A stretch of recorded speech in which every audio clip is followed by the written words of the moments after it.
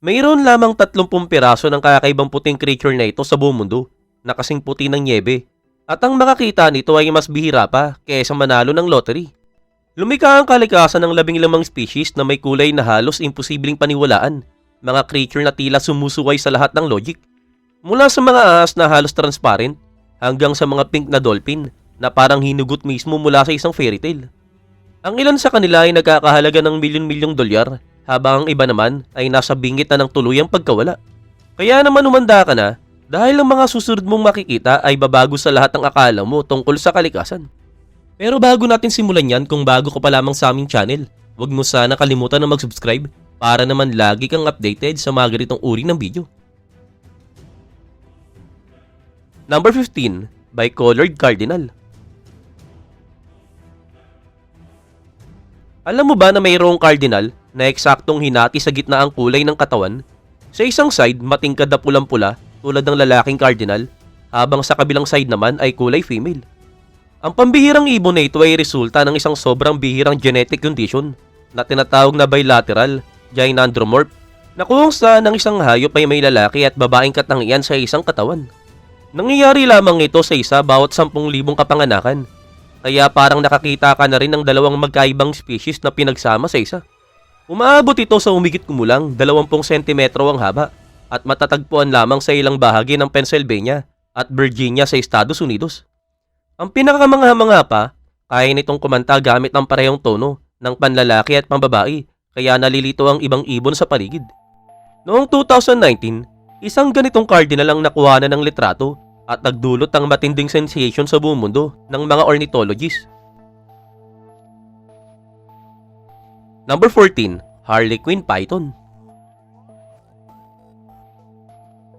Ang Harlequin Python mula sa Indonesia ay mayroong completely random na color pattern na may itim, dilaw, orange at puti na walang sinusunod na disenyo.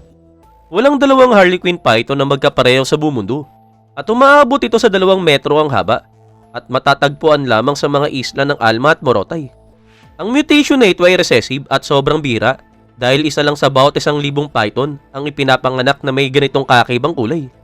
Dahil sa sobrang bihira nito, may mga breeder na handang magbayad na hanggang $8,000 para sa isang specimen.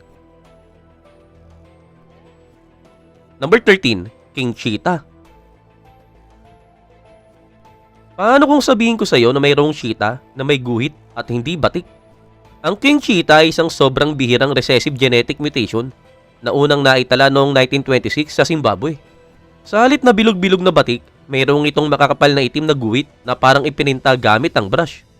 Sa nakalipas sa 100 taon, 6 lamang ang kumpirmadong sighting sa wild at lahat ay nasa South Africa at Botswana. Tumitimbang ito ng hanggang 70 kilo at kayang tumakbo ng 120 km/h, kapareho ng normal na cheetah. Ayon sa mga siyentipiko, mas mababa sa 10 lamang ang posibleng buhay na specimen sa kasalukuyan. At may imagine mo ba ang excitement na makakita ng isa nito sa totoong buhay? Number 12, Harlequin Peacock.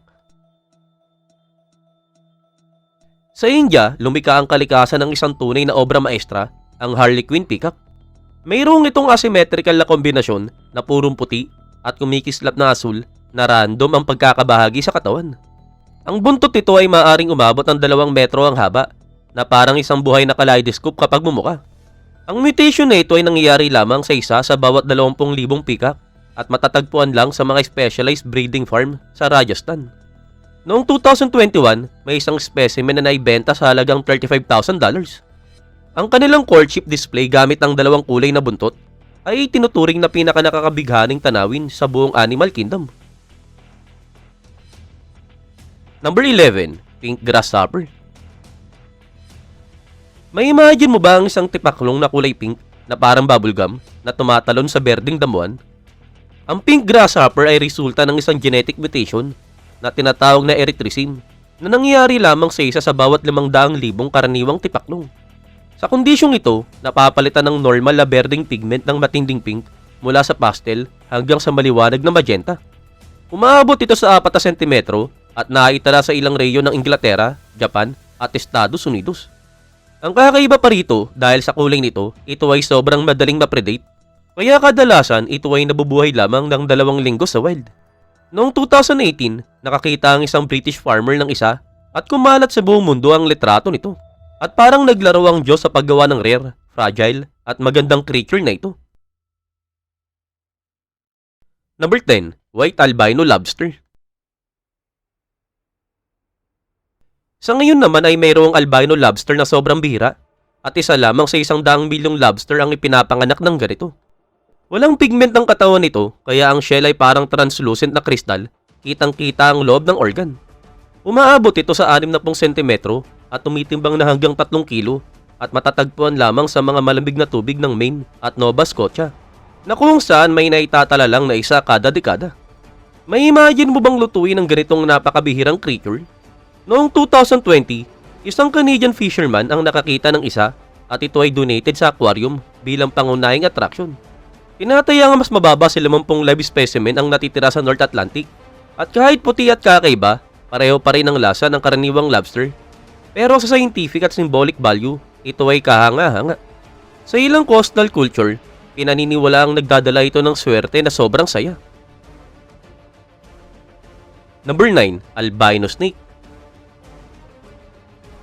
Paano kung makakita ka ng completely white na ahas na ang mata ay kumikislap na parang ruby?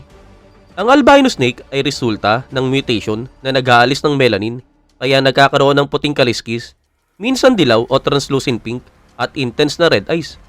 Nangyayari ito sa iba't ibang species pero sobrang bihira sa wild at isa sa bawat 20,000 lamang. Ang kakaiba sa lahat ay ang Burmese albino python mula sa Thailand at Myanmar na umaabot na hanggang 5 metro at tila parang ghostly apparition. Kitang-kita sa translucent skin ang daloy ng dugo sa ilalim ng kaliskis. At dahil sa kakulangan ng pigment, ito ay sobrang sensitibo sa araw kaya nocturnal. Noong 2015, isang albino python ang natagpuan sa mga templo ng Angkor Wat at itinuturing na sagrado ng mga Buddhist monks.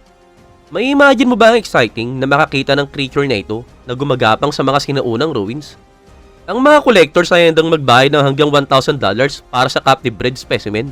At tila talaga namang ipinapakita ng Diyos ang ethereal na kagandahan ng creature na parang galing sa alamat.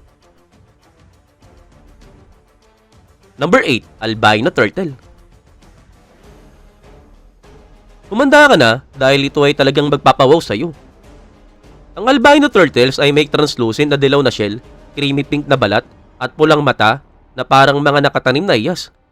Ang mutation na ito ay nangyayari lamang sa isa bawat 100,000 turtles at kadalasan ay mga marine species gaya ng green turtle at hawkbill turtle sa Caribbean at Pacific.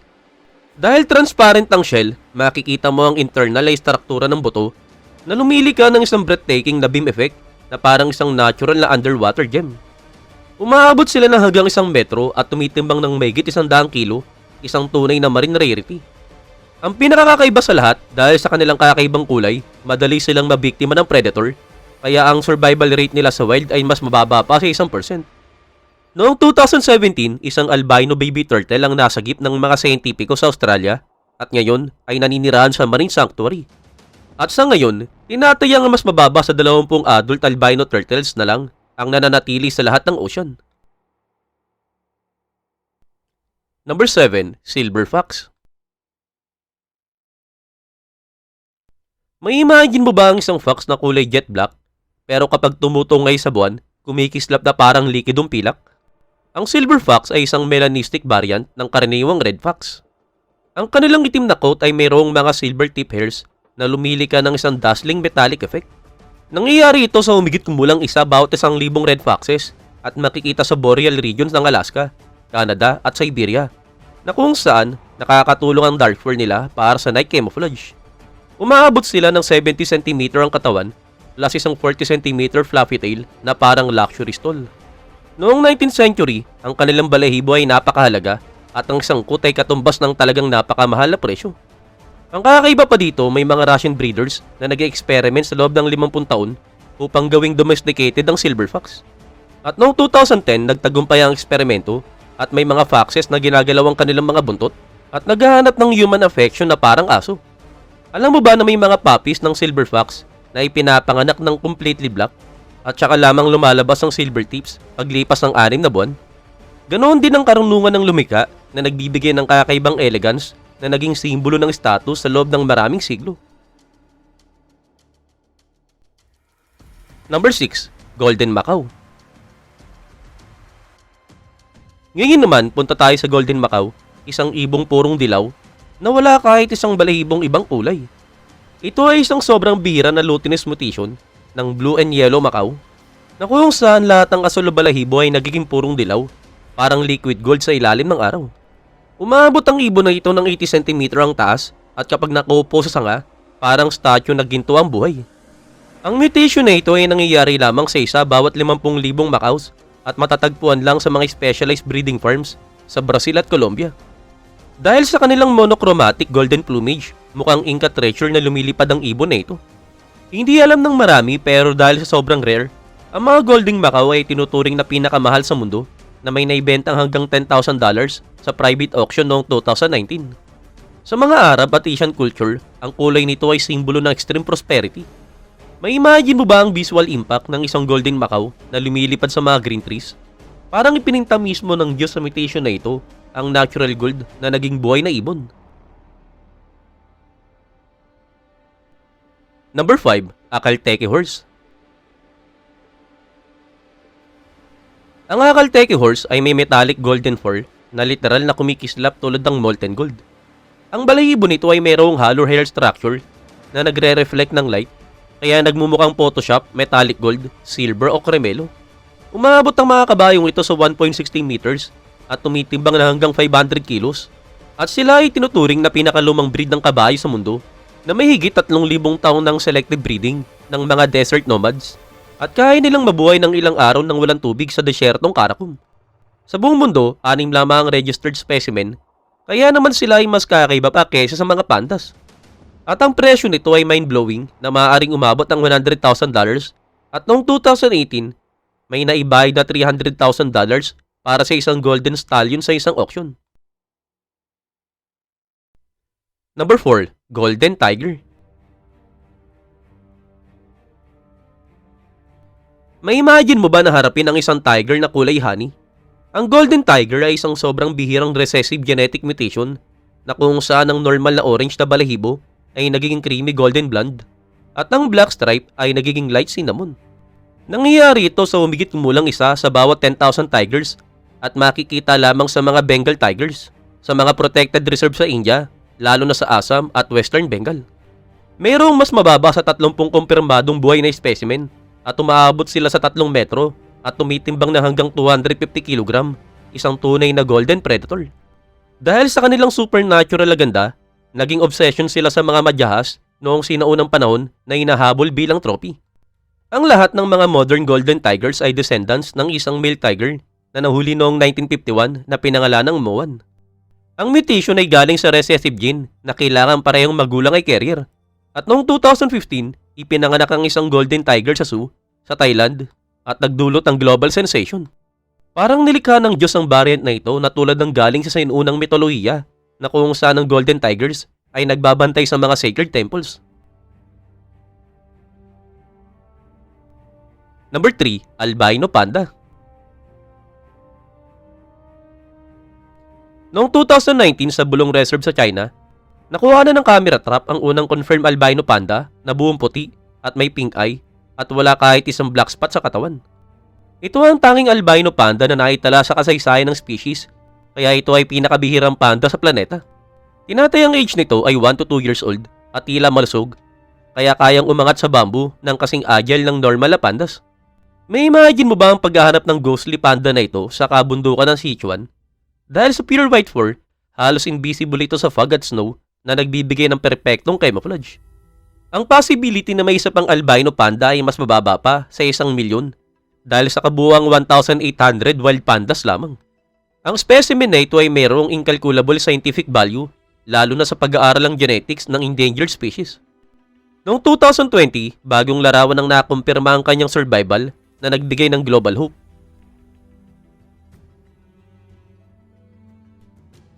Number 2, Pink Dolphin.